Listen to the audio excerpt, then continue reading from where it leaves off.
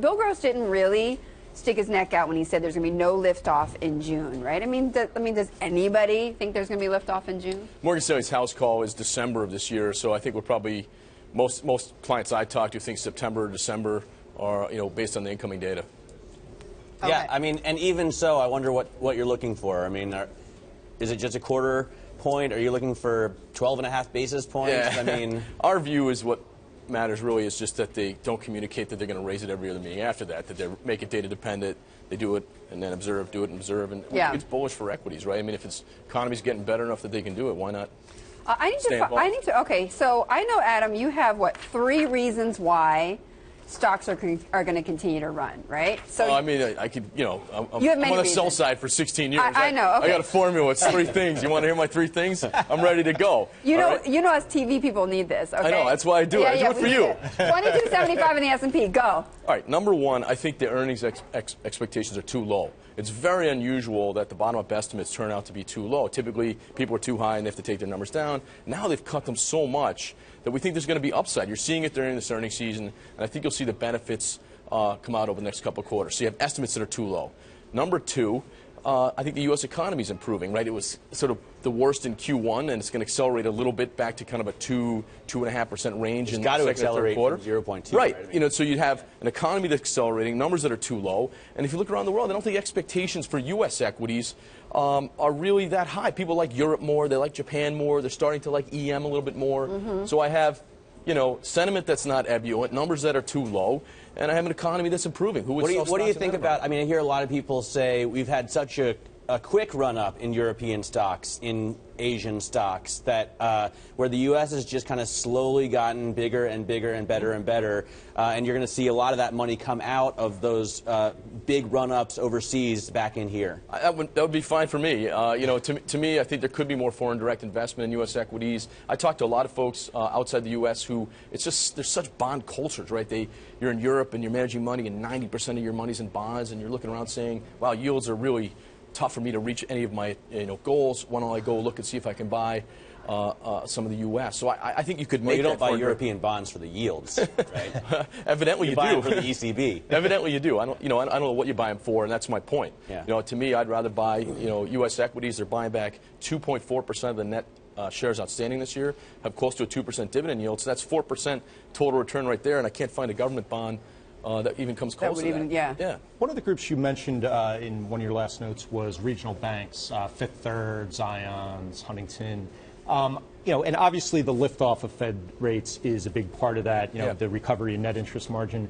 Does this data we saw yesterday sort of temper that call at all? Are net interest margins the only reason to be bullish about that? No. Look, I've been a strategist since January of 2008. 2 weeks ago was the first time I went overweight financials in the portfolio. Wow. Okay, so it's been a long time coming. I think the 3 reasons that are timing-wise that make sense to me now are, one, this CCAR, the successful results, they're going to buy back stock and increase dividends all year. Mm-hmm. People act like, it just was that one day they announced it in March, but companies are buying back stock starting this quarter. So the shareholder return growth is the highest of any sector in the market and financials. That's number 1. Number 2, currency. It's hurting the strong dollar a lot of segments of the market, but historically banks actually outperform because they don't really have that effect that you see in staples and machinery and other areas.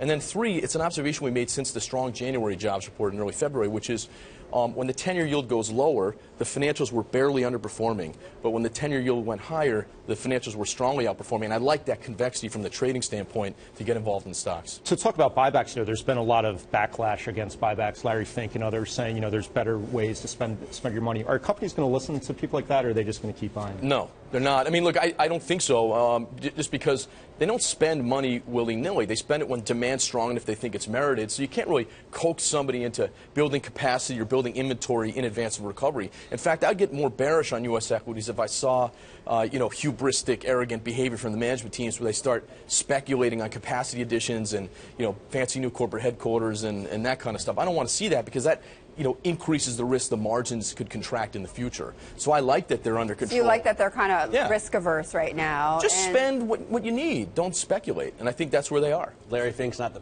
first person to say he doesn't want to see companies doing buybacks, right? I mean, been a mantra for so long. If they're not really creative enough to create value some other way, they're going to do buybacks and raise a dividend. But here's the problem, Matt, though. Let's say you've been buying back stock as a company for several quarters, and then you don't buy back some this quarter. All of a sudden, the market's going to say, Michael Regan's going to write an article saying, oh, they must not think their stock is cheap anymore. Right? So they got to be careful with the signal take also. Notes on that, guy. They've got to be careful what they signal also. So I think that's part plus of they serve investors. That's their job. The CEO is an agent of shareholders, and a lot of shareholders want to see buybacks. They want to see dividend increases. They demand that. For the right reason. They own the company. If they had projects that merited spending, I think Yeah. they would do it.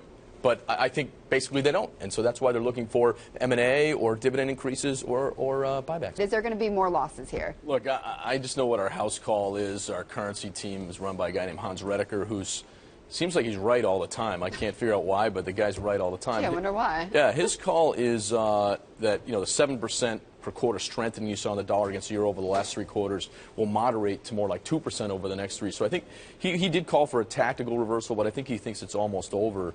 I think about U.S. corporate earnings, though, it's obviously not great when the dollar strengthens. So you've got to play your portfolio around that relative estimate achievability, avoid the areas where the strong dollar's probably still going to hurt earnings over the next quarter or two. But we kept hearing before these results came in for the first quarter, Adam, that the dollar was going to be this major headwind for earnings. And the fact of the matter is, if you look at the numbers so far, they're not, right? Right.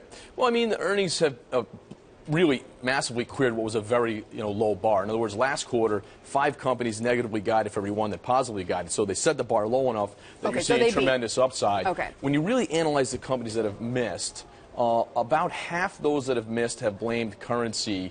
If they blame currency alone, they're not really underperforming very much. If it's currency plus a fundamental problem, then you're seeing it. So the market's kind of smart that way, and it doesn't really punish the currency alone as much as you think in aggregate. But then why did we does it seem like we overblew kind of the dollar's impact on earnings this season? Look, our view was based on history. We lowered our earnings a tiny bit for the S&P a couple months ago, but we raised our price-to-earnings ratio and kept the price target the same. That's what happened historically.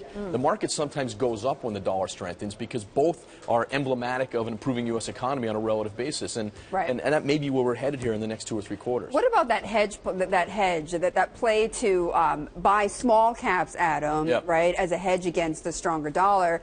Guys, bring up the Russell 2000, where you've seen the index, Adam, really take a beating because, frankly speaking, very few people were thinking that this dollar rally was going to taper out, right? Yeah, exactly. And so now you've got small caps being, hurt by this then. Well, you guys are showing a 1-week chart there. I think a lot of people... 1 week doesn't make a trend? Yeah, I think a lot of people I talk to don't really, they kind of invest slightly longer time horizons than that. But, we've been calling to like small caps over the last 6+ months. Part of the reason is they have less non-U.S. exposure, and so the currency we view is generally still a headwind, not a tailwind. Okay. Secondly, as M&A picks up, generally get the takeout premium plus the surrounding securities go up.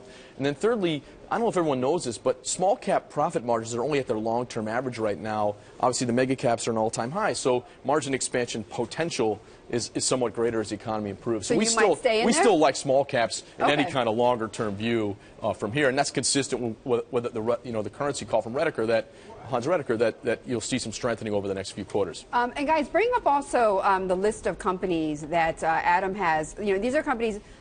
Correct me if I'm wrong. Margin expansion is going to be is going to be key for these companies that we've got here. Long-term growth outlook, but at a discount, right? So you've listed some of these companies. Bring them up. I think it's Gilead Sciences, Apple is one of them, and a few others, right? That are long-term growth outlook, but they're still trading at a discount. Yeah, one of the things we're trying to provide in the research is, look, Citigroup if you buy a government bond, okay, and you think that's going to be better than equities over any long-term horizon, what you're really saying is we're going to have massive deflation or we're close to the top of a cycle. Because absent that, it really wouldn't be compelling. So you're just trying to figure out which names could, at the end of the next downturn in equities or whatever it is, could still be above where they are today. If that's the case, then the case for buying a government bond versus an equity seems pretty weak to me. So we're just trying to identify companies that aren't really discounting a lot of long-term growth that maybe could grow above average, and that's kind of a quantitatively derived screen that we often provide for our clients.